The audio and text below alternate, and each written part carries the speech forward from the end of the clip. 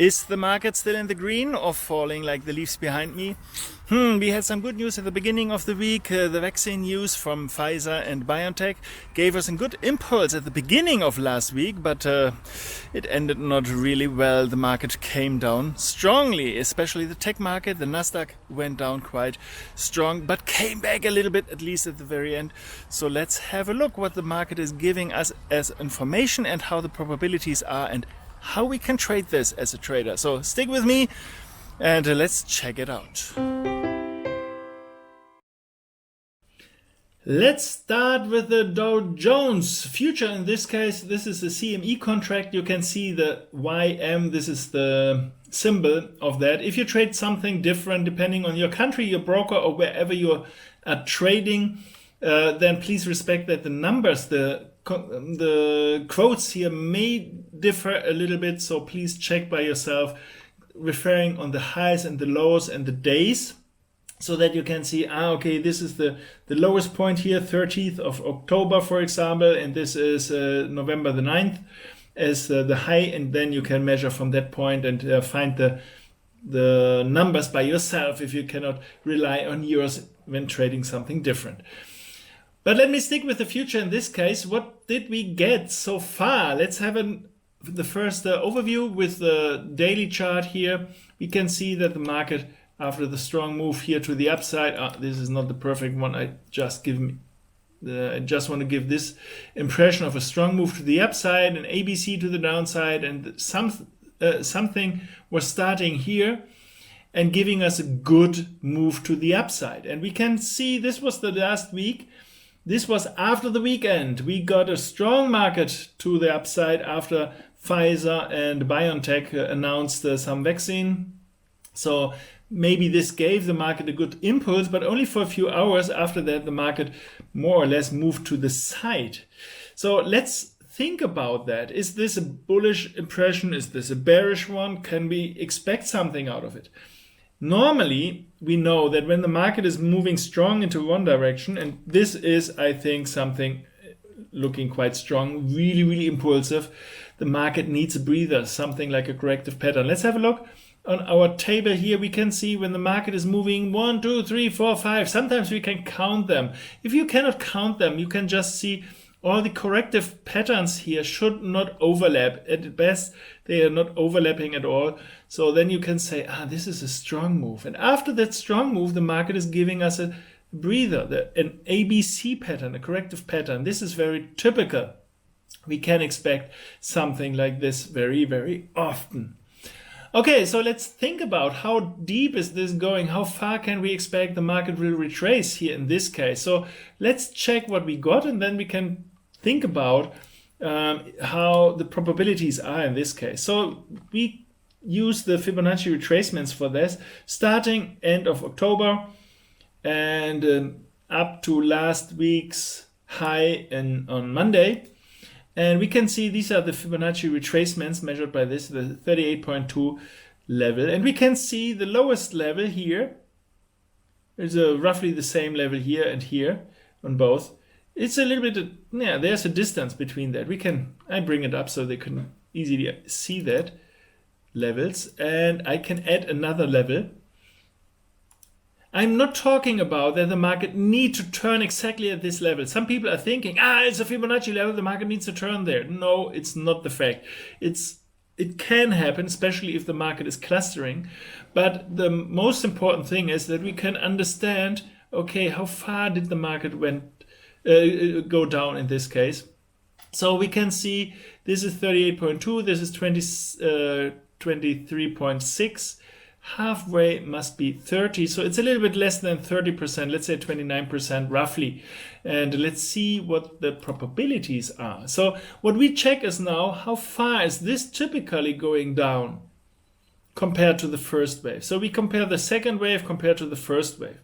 And therefore we have our numbers here, and we can see, okay, in a rising market, second wave compared to the first wave, and roughly 30%, a little bit less than 30%. It must be around here. So this is these numbers are for the setback. And if you want to have more information about that, you can click on the link I give you in the upper right corner here, I made a video on this, how to read this and how we get this or got this and so on. So you might, if you're interested in all these things, you might watch the other video as well. But in this case, we had something roughly here, a little bit less than 30% drawdown or coming down here, in this case, retracement. And yeah, just compare. Left-hand side is representing the probability that the low is already found at that point. And the right-hand area is representing the probability that the low is still to come. And we can see, yes, it is possible. It is possible that we have seen our low already. But we can also see the probabilities that the low is still to come is way bigger. So it's not very wise to think, oh, no, I'm quite sure the market found its low already. We can buy now. It's quite sure. Yeah, you can say that, but by probability, the chances are way higher that the low is still to come. So it is most probable in this case that we cannot expect that these are, neither these nor that, the lowest or the ending points of this corrective pattern. We should expect that the market will continue and bring us lower levels. Not sure where exactly they are, but near the 38.2. It can be a little bit lower, it can be even way lower, but probability is going down on the other side. But something like this would be the preferred picture, the typical picture. Okay, so we have still some more to come. It can be something like this, I can imagine. Yes, possible. On the other side, what else can happen? We have two very typical or high probable corrective patterns. One is a zigzag. We can see we are talking about the second wave. There's no impulsive wave, but something like a corrective pattern. And we can see some of them are more realistic, which is a zigzag and a flat. We can see both of them are quite interesting. All the others we don't need to care so much at the current point, but this is something we should expect to happen very, very often. So if it's a zigzag, let's check how a zigzag is looking like. And it is a down move, so I take the second picture here. It's strongly moving, coming back a little bit, and strongly moving. And you can see the highest point in the mid here, the B wave, is way lower than that starting point here. You can see that's something called a sharp correction. The market is moving sharply into one direction. Let's compare these with the other part. We had the zigzag and we had the FL. FL is a flat. Let's check the flats. And the flat is looking like this. And you can see, in this case, the B wave is near the start. It can even be above. It could also be a little bit below. That's not the point. That it does not need necessarily go above that point, but it is roughly at the same level. So it is more or less a sideways correction. So let's bring this together. Typically, we have something which is looking like this, sharply into one direction. This is a zigzag. This point is way lower than that one. And the other one is a sideways correction. While this is a point near or above or a little bit below that point here. And you can see, no, this is not sharply moving into this direction. This is more that the case maybe. So we should think about both. Of course, it can still continue here lower, but currently does not look so much like that. It is also possible that the market is going above this level and coming down later.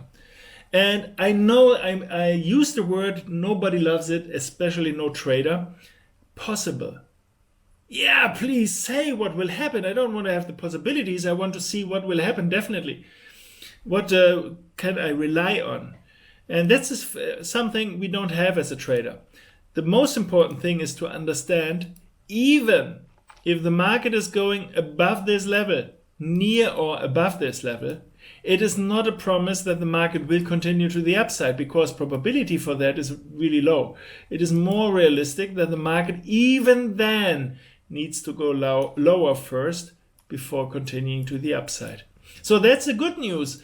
The good news is, no matter what, I'm thinking of this is a corrective pattern, and after that the market will continue. I think this is the highest probability currently. So I'm in a bullish mood, but I think it's not the smartest moment to buy currently, because typically we need to kill more time, and we should expect some lower prices here as well. So please don't overestimate levels near the 30,000 with the Dow Jones future here. It can still mean that the market needs to come back, and that's quite probable that this will happen. Currently, that's the end before the weekend. We can see that the market was really strong. You can see 1, 2, 3, 4, 5 here to the upside, which is giving us a good indication. Wow, the market seems to be quite strong. Expect the market to fall in a corrective manner. If you say, I never saw this before, let's go a little bit more to this part of the chart. We had something like a 1, 2, 3, 4, 5, and the market was going down in a corrective manner and was continuing. This is very, very typical. You will see things like this very, very, very often. So whenever you see some market is moving strong into one direction, coming down, strong in the other direction, coming down, and again, which probably or perfectly looking like a 5-wave move, expect the market to have a breather. This might happen before market open on Monday, and then expect the market to continue. But don't get the market wrong. This still does not necessarily mean that the market definitely will continue. There's a chance for that. It's of course it's able to trade this. I love to trade things like this. If I see the market is starting really strong and coming down in a weak move like this, I of course like to enter the market when triggering the last intermediate high and to continue to the upside. Shall I stay in the market or not? To be honest, I love to take profits. Normally I take profits at that point, which would be roughly around here, depending on how far the moves are. But you can easily measure. If you see this is the first one, you can measure and see the second one not necessarily is exactly the same size, but very often it's similar in size, or yeah, you can have some orientation out of it. But so if you continue like this, we can expect that the market is getting higher. If you want to take profit here, perfect. You can re-enter again when the market is doing some other setback. No problem at all. You can continue this more or less all the time. Of course, you can skip some of them, but if you see a strong move like here and a weak move like here, you can enter even on a lower time frame or on a higher time frame. You always have the same picture again and again and again. Okay, if you want to keep the position, trail your stop, because this might happen. This is quite probable that this will happen. And so please don't think, oh no, this cannot happen. I stay in the market. I don't have any stop. I don't need them. This might be expensive and not the smartest way to trade the market. So please, if you enter the market long here, for example, at that point, and you want to stay in the market, trail your stop and say, hey, as long as the market is moving, it's perfect. As soon as the market is turning, I will switch or at least close my position. Trailing a stop could be a super trend, for example, a parabolic, depending what you prefer. Both have their advantages and disadvantages. I will do a video on that in the near future. So bear with me, and you might hit the subscribe button and the bell so that you get informed whenever I load this video here into YouTube, so that you can follow that as soon as it's out. And please, if it's okay for you, give me a thumbs up. This will encourage me to do more content in the future. Okay, so that's with the Dow Jones. I don't want to spend too much time, to be honest, currently on the other markets, because the picture is more or less the same. With the S&P, for example, we can see the strong move here as well. We can see that the market came down. The most important difference might be that the market came down. Oh, this is wrong. I'm sorry. This is the low and this is the high. This was end of October. This was the 9th of November. And you can see, wow, this market came down far enough. Yes, But even in this case, we should expect something different because we remember, okay, this might be near the 38.2. Okay, how does it look like? And even if we see the shape, even the strong move, it's a 3-wave pattern, an ABC. But if we compare this with what really happened, this does not look like an ABC pattern. This looks like the first part of it. So in this case, with the S&P 500, I would not be astonished when the market would continue like this roughly. We had an ABC to the upside and now continuing to the downside. How can this happen? Because the Dow Jones was an up move, yeah, but even there, switching back, we expected the market to come down a little bit. And while coming down a little bit with the Dow Jones, the same time the S&P 500 could, it's not a promise, but could come down in a faster manner. And when the Dow Jones is moving upwards, of course, the S&P 500 will also continue to the upside. We will see in a strong wave or in a shaky manner, we will see that, but this might definitely happen as well. But in all cases, I expect that the S&P 500 is not in the super bullish mood currently for buying. It can happen, but I would not get triggered into this market currently because the chances for a continuous setback, they are way bigger. So in the big picture, something like this, I think, is way more promising and giving us a good entry. And you can see also here in this case, we had a strong move to the upside and a very shaky to the downside. And you can see what is happening next. The market can continue to the upside. So don't get me wrong. Something like this is not a bearish picture. It's only partially or for a short time an opportunity to sell short the market. Otherwise, it is good to continue to the long side. Okay, I want to skip the Nasdaq because it's roughly the same picture like the S&P 500. Also in this case, I would expect that the market needs to come lower. This was a strong move, yes. I'm not absolutely sure that this will definitely occur yet now because I see that this part could be something like a bull market with no overlapping here.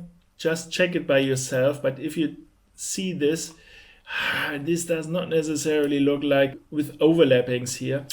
I see a chance that the market continue to the upside first, but even in this case, we need something like a setback anyway. So let's check out what the market is bringing. So this is what I see in the current moment. Of course, there might be updates within the week. Maybe I'm able to bring an update within the week. Normally I have some services like BORN-4-Trading, for example, where I send something like this on the smartphones. I don't have it internationally posted currently. You don't find it in the internet currently, but if you're really interested and say, hey, I definitely want to have some information on my smartphone at all costs. No, it's not very expensive, but if you want to have this, just drop a line, send a comment here, for example, or send me some message, and there's always an opportunity so that you can get my intra-day or my intra-week updates as well. So if you want to see, how is the picture now, where do you enter the market, I will of course give this information away. So stick with me and with all my analysis. So have a good week. All my best wishes. See you soon.